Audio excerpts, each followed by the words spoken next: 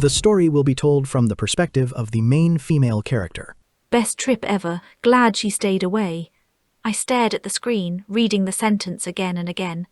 Those words were posted on my own sister's social media account, and not just any day. It was the morning of my wedding. The post looked cheerful, bright colors, smiling faces. A short line under it said, "Sending love from Maui." For a brief second my mind tried to protect me. I told myself this had to be a setup.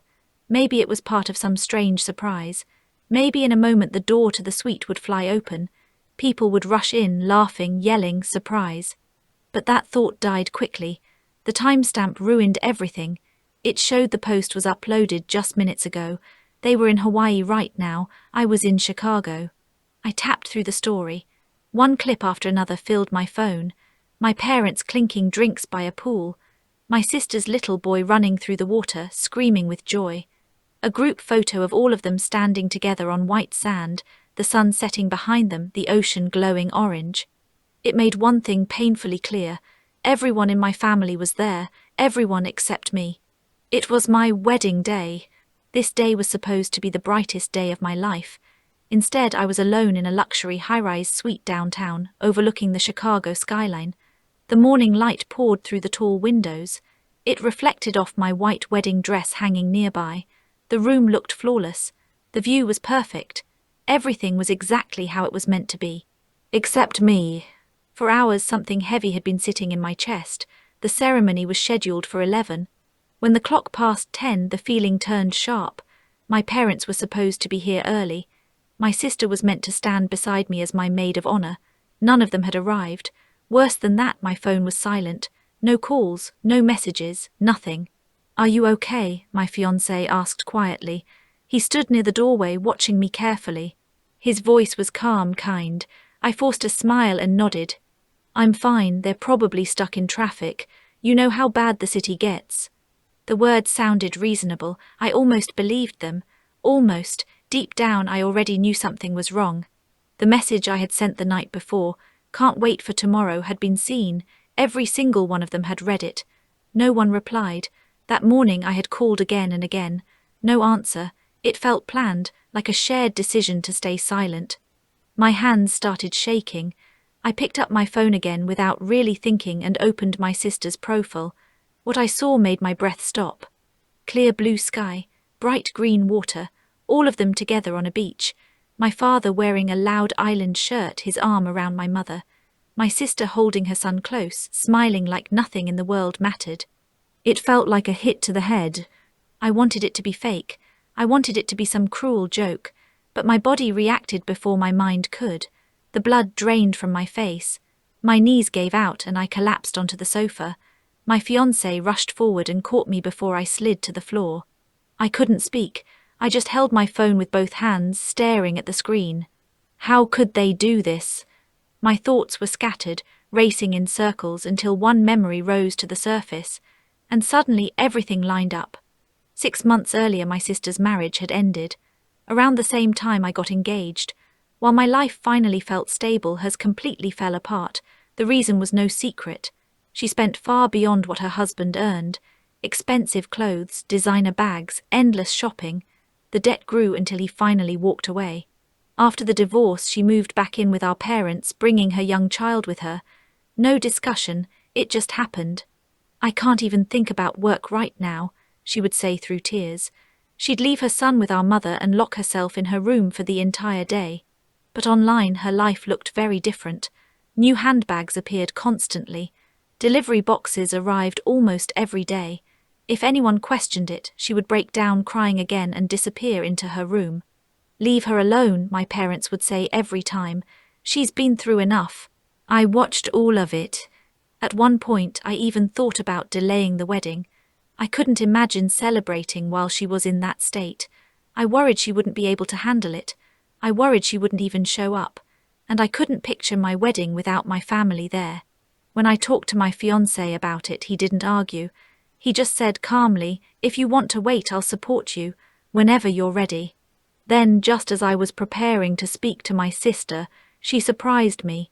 She took my hand, smiled wide, and said, "I'm sorry I made you worry. I'm okay now. Really, don't think about me. I promise your wedding will be a day you'll never forget. You've spent years taking care of everyone else. Now it's your turn. Our family is going to celebrate you more than anyone." Those words broke me. I cried right there. I truly believed her. I thought she had finally healed, that she genuinely wanted me to be happy. I told myself maybe the divorce had changed her. Maybe she had grown. That was why I went ahead with the wedding as planned. I never imagined her promise would come true like this. I never thought that a day you'll never forget would turn into something this cruel. What happened wasn't an accident. It wasn't thoughtless. It was deliberate. A wounded sister striking back at the one person who was finally happy. And my parents, blinded by pity, went along with it. They were willing to throw away their eldest daughter's wedding just to protect the one they saw as fragile. That trip to Hawaii wasn't random. It was revenge. Your happiness means nothing next to my pain. That had always been her way of thinking. She hadn't changed at all, and my parents had chosen her side. That was the answer to 30 years of loyalty. I had always been the stable one, the reliable one, the person who carried weight without complaining. I told myself that was simply my role. After college, I took a job at an investment firm in the Chicago Loop. The hours were long, the pressure constant, but the pay was solid. I earned enough to live comfortably. So when my father's small business started struggling, I stepped in without hesitation. When my mother's chronic health issues worsened, I handed her my credit card and said, "Don't worry about the medical bills. Get the best care." I remembered birthdays. I organized holiday dinners. I planned anniversaries and family gatherings that everyone else found exhausting. "She's so dependable. She always has everything under control." Those words used to sound like praise. Over time, they became restraints. That was why this wedding mattered so much to me. For the first time in my life, I wanted to be the one receiving care instead of giving it. Somewhere deep inside, I believed this would be the moment my years of effort finally came back to me. "Why?" The word slipped out without me meaning to say it. My fiancé stepped closer and wrapped his arms around me from behind. "This isn't your fault," he said softly. "None of this is on you." The warmth of his body slowly melted the tightness in my chest. Still, no tears came. When grief reaches its limit, it doesn't always break. Sometimes it hardens into something quieter, sharper. There was a knock at the suite door. His parents walked in. The moment they saw my face, they understood. No explanations were needed. His mother sat beside me and gently took my hand. "You're family to us now," she said. "No matter what happens today, we're here with you." Something loosened inside me. I wasn't alone. I had a family, a new one, people who cared about me for who I was, not for what I provided. I stood up slowly and faced the mirror. My eyes were swollen, my face was pale, but behind the exhaustion there was something steady. "Let's do the ceremony," I said. "I don't want to cancel." He looked at me, clearly surprised. "My family seats will be empty," I continued calmly. "That's okay. I want to say my vows with you and your parents here." Even to myself, my voice sounded firm. This wasn't giving up, it was choosing myself. The ceremony was quiet. It had always been planned as a small, family-only event. In hindsight, that decision saved me. We hadn't invited many people. My family's absence didn't disrupt anything. There were only 4 of us in the room: the bride, the groom, his parents. The empty chairs where my family should have been felt heavy, like a silent weight pressing down on the space. And yet I didn't feel abandoned. His hand was wrapped tightly around mine. His parents watched us with warmth and pride. Only what truly mattered was there. Afterward, we went to a fine restaurant downtown. His parents treated me like their own daughter. They praised the ceremony again and again, their kindness steady and genuine. Later that night, back in the hotel room, I opened my phone and scrolled through the photos from the day. One of me in my white dress, smiling beside him in his suit. Another of the 4 of us raising champagne glasses. I uploaded a few of them. The caption was short: "Today I promised a lifetime of love. With the people who truly stand beside me, I begin a new chapter." A quiet goodbye to the past, a clear step forward. When I pressed post, something lifted off my shoulders. It felt like setting down armor I'd been carrying for years. It's over, I'm done looking back. That was the promise I made to myself. Then another thought hit me. The credit card I had given my mother, it was meant only for medical expenses. My chest tightened. I told myself I was being paranoid. Still, I opened the banking app and checked the statement. The transactions loaded. Location, Maui Luxury Beachfront Resort. Details, Ocean View Suite 3 nights. Another line appeared. Location, high-end seafood restaurant. Details, dinner for 3. Line after line followed. Every charge was from Hawaii. Everyone was expensive. The total climbed past $11,000, more than my monthly income. The money I had worked for, spent on a vacation by the same people who had abandoned me. My fingers went cold. I didn't hesitate. I called the credit card company and froze the account immediately. When the representative confirmed it was done, a strange calm settled over me. 2 days later, I woke up to my phone vibrating non-stop. 63 missed calls. Every single one from my family. The missed calls kept piling up. 63 by the time I picked up the phone. Every single one from my family. Messages from last night and early this morning. My mother first, then my sister, then my father, and my mother again. Each voicemail was sharp, full of panic and anger. Enough of this, what happened? You owe us an explanation, my mother's voice said, high and frantic. My sister's tone was even harsher. What are you doing? You ruined everything. The card got declined. Do you know how humiliating that was? Even my father left a voicemail, short and threatening. Call me back or you'll regret it. Hearing his words, something inside me snapped. I quietly got up and went to the closet. Behind some old boxes, I pulled out a large cardboard container. Inside were keepsakes from my childhood and family life. Photos, small gifts, mementos, the first fountain pen my father gave me. One by one, I placed them into a trash bag. When I finished, I felt calm, clear, no longer chained by their expectations or their words, no more letting their selfish actions hurt me. From that moment forward, I would live with people who truly valued and loved me. I deleted all missed calls and voicemails. Then I blocked their numbers and social media accounts. The next evening, Daniel and I sat quietly at dinner. The mood was peaceful, calm. Then my phone rang again, an unexpected call from my aunt, someone who rarely called. My stomach tightened. Hello, I answered cautiously. Oh, thank goodness, she said, panicked, rushed, almost incoherent. It's awful. Your father just called me from Hawaii, total chaos. I can hear your mother crying and your sister yelling. He's furious. The restaurant wouldn't accept the card. They're about to be kicked out. It's a mess. She barely paused before continuing. They tried calling everyone, saying you're having a breakdown, asking for money. They can't reach you. What happened? Did you really do this? I gripped the phone tightly and took a slow breath. My voice was calm, steady. Yes, I froze the card. What? Why would you do that? Do you know what day it was 2 days ago? She interrupted. I spoke slowly, clearly. It was my wedding day.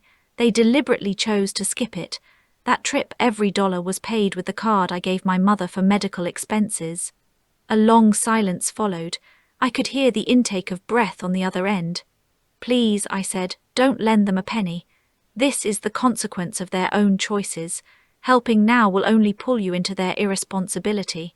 I ended the call politely. Thank you for listening, I said, and hung up. Anger had faded. What remained was something colder, sharper, determination. They were trying to portray me as unstable, to manipulate our relatives for money. If that was the game they wanted to play, I would expose the truth. I unlocked my phone and started typing a post. To everyone who reached out noticing my family wasn't at my wedding 2 days ago, hear what happened. My parents and sister were on vacation in Hawaii. The photo below, posted by my sister, says it all.